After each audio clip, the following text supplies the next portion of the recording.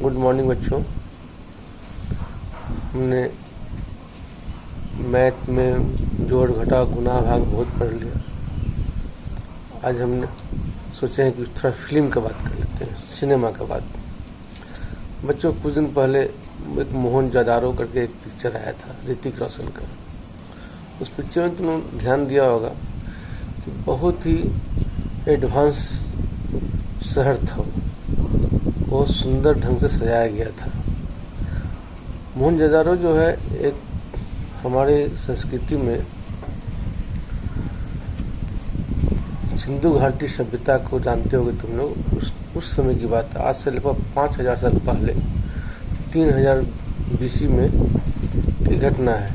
उस वक्त भी हमारे देश में, हमारी सभ्यता के में इसका जानकारी था कि घर कैसे बनाया जाए, घर का आकार कैसे दिया जाए, उसका ईंटा जो था, ईंटा कैसा बनाया जाए। उन्हें ईंटा भी जो बनाया गया उसका भी रेशियो था 4:2:1।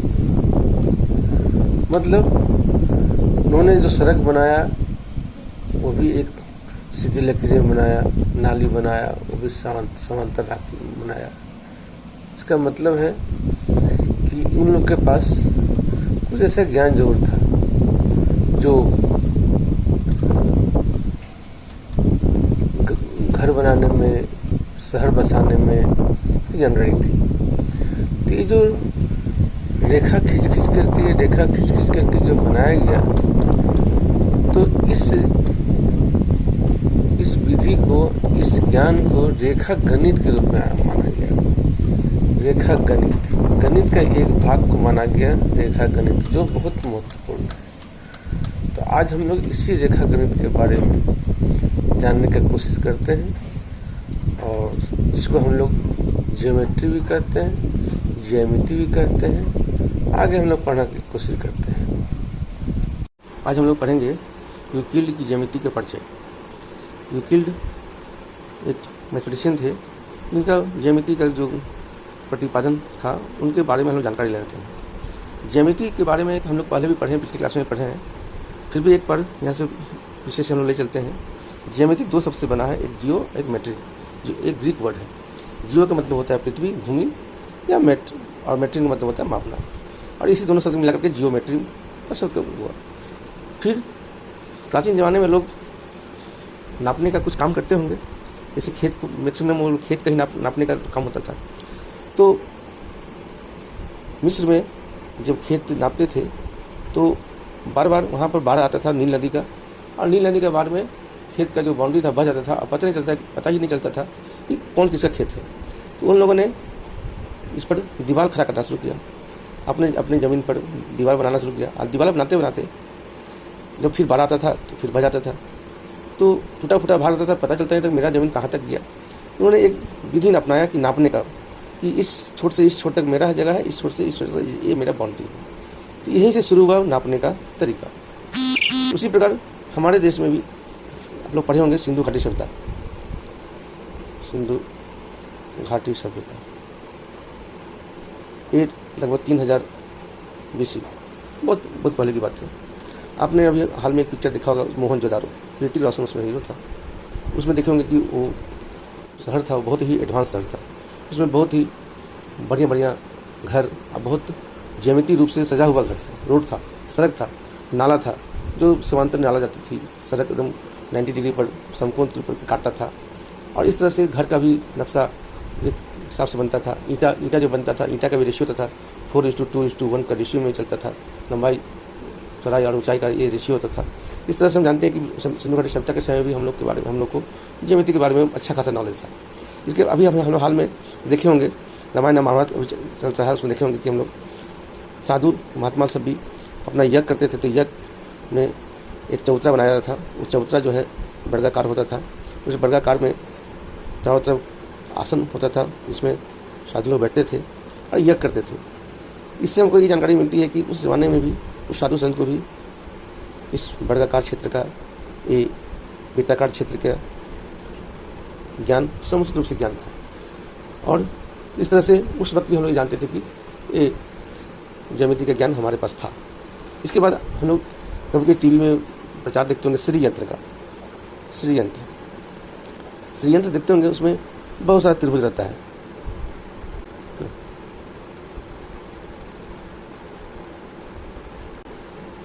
जैसे त्रिभुज बनता है, तो इसमें कुल मिलाकर 43 त्रिभुज होता है,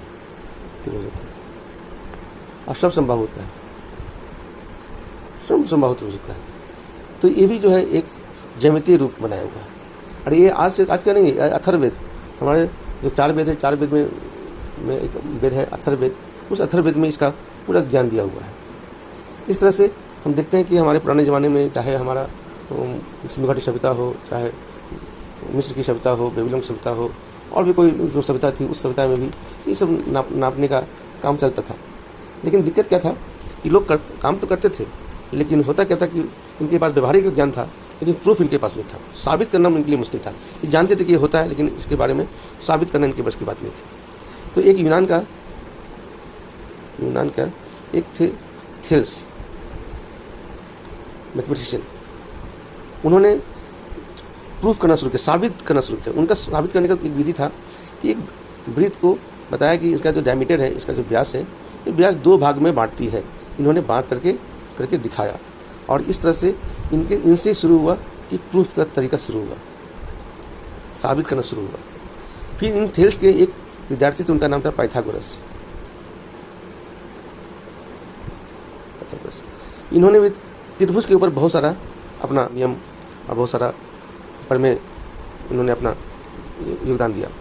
इसके बाद जो ये थेल्स का जो प्रूफ करने का जो तरीका था, प्रूफ करने का जो दिया, ये हमारा मैथमेटिक्स के लिए एक वरदान साबित हुआ। इसके बाद मिस्र के एक शिक्षक थे, उनका नाम था यूक्लिड। मिस्र के एक शिक्षक थे यूक्लिड। इन्होंने इस सब के बारे में जानकारी इकट्ठा की, एक किताब निकाला। उस किताब का नाम था एलिमेंट्स। इस एलिमेंट्स का किताब बनाया उन्होंने। उस किताब में 13 चैप्टर था, 13 कितना चैप्टर था? 13 चैप्टर था। अब प्रत्येक चैप्टर का नाम था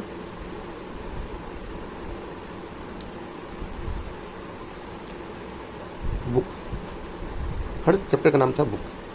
13 चैप्टर में 13 तरह का चीज़ उन्होंने उसमें रखा, और बहुत सारा परिभाषा को परिभाषित किया गया। ठीक है, इसके आगे हम लोग पढ़ते हैं कि उन्होंने क्या क्या चीज़, आगे का वीडियो में हम लोग देखते हैं कि उन्होंने क्या क्या परिभाषा दी, अवधारणाएं दी, अभिवृत्ति दी। Thank you. यूक्लिड की परिभाषाएं हम जानेंगे। उन्होंने समझा कि ठोस वस्तु जितनी तरह की होती है, उस ठोस वस्तु को हम एक जगह से दूसरी जगह ले जा सकते हैं। उसका कोई आकार होता है, उस आकार में उसका एक परिसीमा होता है। जैसे मान लीजिए एक कोई वस्तु है, इसका एक सीमा है, तो इसका जो परिसीमा जो बोलते हैं, इसको कहा गया कि पृष्ठ या सरफेस, इसको या तल कहते हैं। तो तल के रूप में भी हम लोग जानते हैं। और जो इसका एक जो कोना है, जिस जगह पे ये दोनों काटता है, इसको हम लोग बोलते हैं पॉइंट, बिंदु। इस तरह से इन लोगों ने जाना। और इस बिंदु से इस बिंदु के बीच में जो इस बिंदु और इस बिंदु के बीच में जो एक रास्ता मिलाया जाता है, इसको रेखा का नाम दिया गया। रेखा का नाम दिया गया। इस तरह से उन्होंने कहा कि बिंदु इतना छोटा होता है कि बिंदु का भाग नहीं हो सकता है। बिंदु का भाग नहीं होता। एक तरह से इसको समझिए कि बिंदु है, बिंदु को हम लोग एक डॉट दिए, इसको हम लोग काट सकते हैं ना छाट सकते हैं, बस इसका लंबाई होता है ना चौड़ाई होता है। और ये भी नहीं है कि ये बिंदु किसी को भाग सकता है, भाग दे सकता है। जैसे इस कागज़ को यदि हम एक बिंदु यहाँ डालते हैं, ये बिंदु कोई काटता है या नहीं काटता है, इसको पता चलता नहीं है। लेकिन यदि हम एक लाइन खींचते हैं, तो इससे मालूम होता है कि ये एक भाग और 2 भाग कर दिया, लेकिन बिंदु भाग नहीं कर पाता है। बिंदु भाग नहीं कर पाता है। और दूसरा उन्होंने बताया कि रेखा जो है, उसका लंबाई तो होता है, पर चौड़ाई नहीं होता है। रेखा का लंबाई होता है लेकिन चौड़ा नहीं होता है, वो सीधा लंबाई लंबा जाती है। और रेखा का जो बिंदु है, एक बिंदु रेखा जहाँ से जा जाती है वो उसका सिरे को बिंदु कहते हैं, है ना। इस सिरे को, इस सिरे में बिंदु होता है, सिरे में बिंदु होता है। यहाँ बिंदु और यहाँ भी बिंदु, यहाँ भी बिंदु होगा और यहाँ भी बिंदु होगा। और सीधी रेखा जो है वो कभी भी सपाट जगह पे होता है। सपाट में समतल जमीन पर होता है, तल पे होता है, और इस पर सीधी रेखा खींची जा सकती है। और जो पृष्ठ होता है, पृष्ठ का मतलब होता है इंग्लिश में बोलते हैं सरफेस। ये जो होता है ये है, इसमें लंबाई भी होता है और चौड़ाई भी होता है,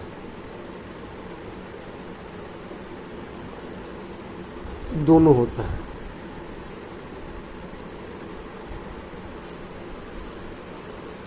और इसको कहते हैं सरफेस, लंबाई चौड़ाई दोनों होता है। लेकिन समतल पृष्ठ जब कहते हैं हम लोग, इसका मतलब होता है कि वो स्वयं पर सीधी रेखा के साथ सपाट रूप से स्थित होता है। मतलब ये जो है एक समतल पृष्ठ, और जैसे कोई मुड़ा हुआ भाग है इसमें भी पृष्ठ है। जैसे पेन है, कोई मुड़ा हुआ भाग है, इसका भी पृष्ठ है, लेकिन ये समतल नहीं है। और ये जो है एक समतल भाग है, ये जो कागज है ये समतल भाग है। इस पर हम एक लाइन खींच सकते हैं, सपाट लाइन खींच सकते हैं, लेकिन इस पेन पर हम सपाट लाइन नहीं खींच सकते हैं, क्योंकि ये वक्र पृष्ठ है। और समतल पृष्ठ जो है, समतल पृष्ठ पर हम एक सीधी लाइन, लकीर हम उस पर खींच सकते, सीधी रेखा हम खींच सकते हैं। यही है, इन्होंने सबसे पहले यूक्लिड जो है परिभाषा दिया। इसका कोई परिभाषा नहीं है, ये चीज़ ये होता है अपरिभाषित होता है। इसका कोई परिभाषा नहीं कर सकते हैं इसको, लेकिन इसके बारे में हल्का फुल्का हम लोग जानकारी रख लेते हैं। अब इनके साथ जो है इन्होंने यूक्लिड ने कुछ अपग्रेड दिया।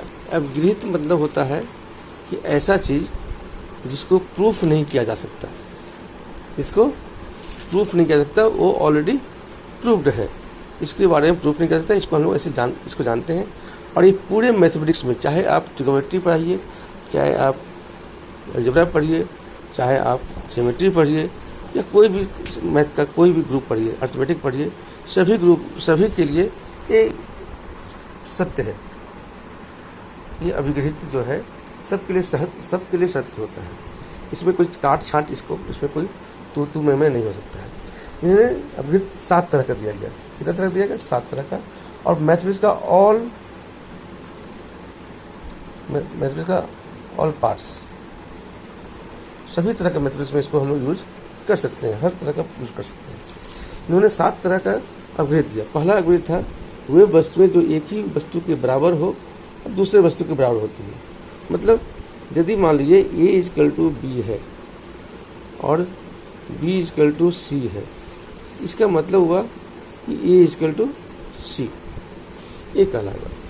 यदि A इसके बराबर है और A इसके बराबर है तो मतलब A बराबर है। या इसको ऐसे कर सकते हैं, A बराबर B है और A बराबर C है, इसलिए B बराबर भी C होगा। A बराबर B है और B बराबर C है तो B बराबर C होगा। ये यूनिवर्सल ट्रूथ है, इस पर कोई तू मैं नहीं, इसको मान लेना पड़ेगा। मैथमेटिक्स के लिए हर जगह मानना पड़ेगा। दूसरी बात है, दूसरा है कि यदि बराबरों को बराबरों से जोड़ा जाए तो पूर्ण भी बराबर होता है। मतलब यदि हम A में x जोड़ देते हैं, यदि B में जोड़ देते हैं, A में यदि x जोड़ दिए और B में यदि x जोड़ दिए तो दोनों का इक्वल जो होगा वो बराबर होगा। इसको इस तरह से भी हम कर सकते हैं, यदि मान लीजिए 4 बराबर 4 है, 4 बराबर 4 है, यदि इसमें हम 2 जोड़ देते हैं तो इसमें भी 2 जोड़ देते हैं तो दोनों बराबर हो गया। ठीक उसी प्रकार यदि हम ऐसे कहते हैं कि a बराबर b है, a बराबर b है, और यहाँ यदि हम x जोड़ देते हैं और यहाँ यदि x जोड़ देते हैं तो ये दोनों भी बराबर होगा, एकदम ये नेचुरल है। इस प्रकार 2 + 4 = 4 + 2, 4 बराबर था, इसमें 2 जोड़ दिए तो दोनों भी बराबर होगा, मतलब ये भी जोड़ने से 6 हो गया, ये भी जोड़ने से 6 हो गया। ठीक तीसरा भी ऐसे ही है, यदि बराबरों को बराबर से घटाया जाता है तो शेषफल बराबर होगा। मान लीजिए 5 है बराबर 5 होता है, यदि इसमें से हम 2 घटाते हैं और इसमें से 2 घटा देते हैं तो ये भी 3 बराबर 3 हो गया, बराबर हो गया। यही प्रूफ करना था। हाँ, ये भी यूनिवर्सल ट्रूथ है, ये भी यूनिवर्सल ट्रूथ है, ये भी यूनिवर्सल ट्रूथ है। 4 नंबर में है, वे वस्तुएं जो बराबर संपाती हो वो दूसरे के बराबर होती है। मान लीजिए इसमें कहता क्या है कि यदि मान लीजिए एक वृत्त है और दूसरा वृत्त है, यदि इसका त्रिज्या 5 सेंटीमीटर है और इसका त्रिज्या भी 5 सेंटीमीटर है तो दोनों का फलक जो है बराबर होगा, ये दोनों का बराबर होगा, दोनों का एरिया ही बराबर होगा, सब कुछ इसका बराबर होगा। यदि एक जैसा कोई चीज़ दिखता है तो उसका सब कुछ बराबर होगा। 5वां होता है कि पूर्ण संख्या अपने भाग से बड़ा होता है। यदि मान लीजिए एक गिलास पानी है, इसमें से निकाल करके इसमें 10 लीटर पानी दिया हुआ है, इसमें से निकाल करके हम 2 लीटर पानी अलग कर लेंगे तो इससे तो कम हो जाएगा, इससे कम हो जाएगा और ये जो है बड़ा हो जाएगा। माने ये जो है हमेशा बड़ा रहेगा, अपने भाग से हमेशा बड़ा रहेगा, ये हमेशा बड़ा कहलाएगा। ये इसका भाग जो है ये हमेशा कम होगा। ठीक है, इसके बाद हम लोग अगला चैप्टर हम देखते हैं इनका क्या था कि एक ही वस्तुओं के दुगुने परस्पर बराबर होते हैं। यदि मान लीजिए कि 2x = y है, ठीक है, हाँ? और 2x = z है तो y = z कहलाएगा। और उसी प्रकार यदि आधा करते हैं तो x/2 = y है और x/2 = z है तो y = z कहलाएगा। ये हमेशा बराबर ही होता है। ठीक है, इस तरह से ये जो हम लोग जानकारी लिए इसको कहते हैं हम लोग क्या, अभिगृहित। ये यूनिवर्सल ट्रूथ है।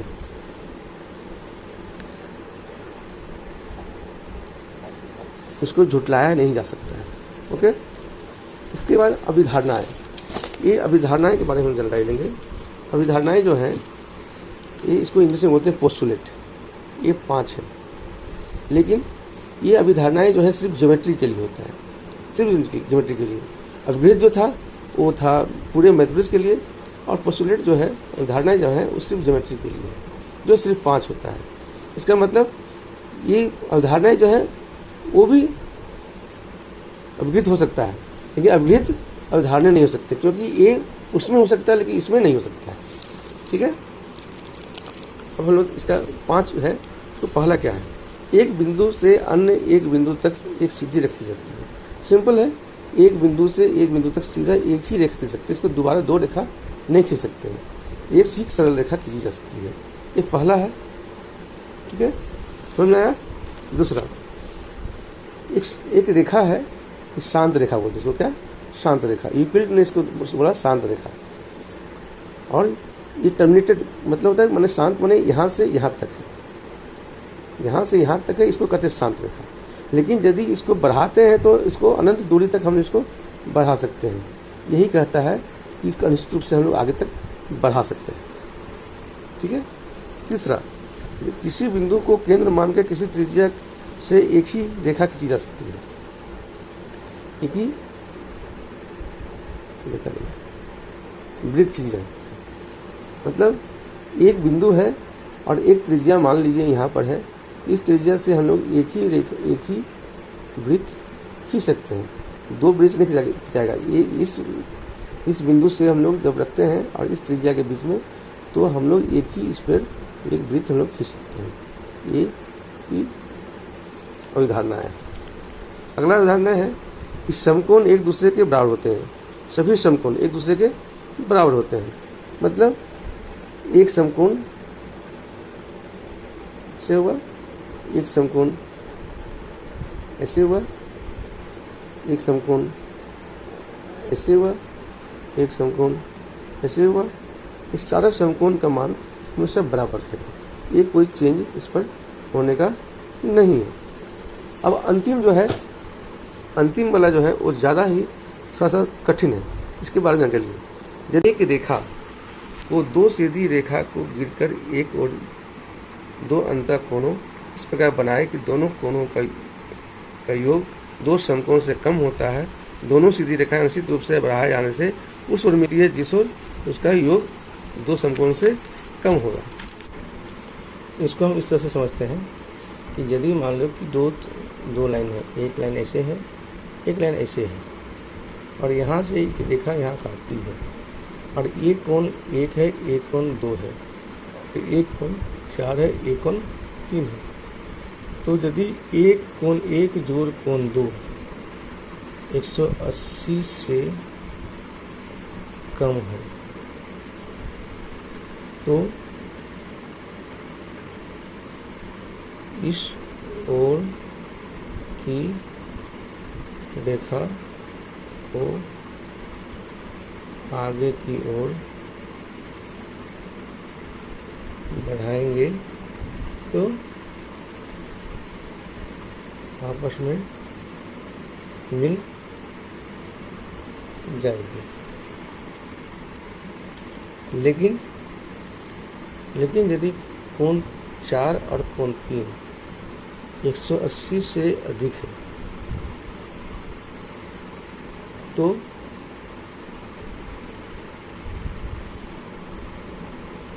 अनिश्चित की ओर बढ़ाने से भी नहीं मिलेगी। ठीक है, इस तरह से प्लॉट हम समझ लेते हैं कि यदि एक रेखा ऐसे है, एक रेखा ऐसे है, एक काटती है, और यहाँ पे यदि कोण 1, कोण 3, कोण 4, यदि जिस तरफ का कोण 1 जोड़ कोण 2 बराबर 180 से कम है, इसलिए ये रेखा जो है मिल जाएगी। ठीक इसी प्रकार यहाँ भी ऐसे करके तो यहाँ पर जाके मिल जाएगी, यहाँ भी जाके मिल जाएगी। लेकिन यदि यहाँ पर हम लोग मिलाते हैं तो ये तो इधर दूर चल जाता है, ये काफ़ी मिलेगा नहीं। यहाँ भी ऐसे ही करेंगे, यदि ऐसे ही जाएंगे तो ये आगे चल जाएगा, ये आगे चल जाएगा, लेकिन ये आपस में मिलेगा नहीं। जिस ओर 180 से कम होगा, यहाँ भी 180 से कम होगा, तभी जाकर के मिलेगा। 80 से कम नहीं होगा तो नहीं मिलेगा। और एक तीसरा कंडीशन देखते हैं हम लोग कि यदि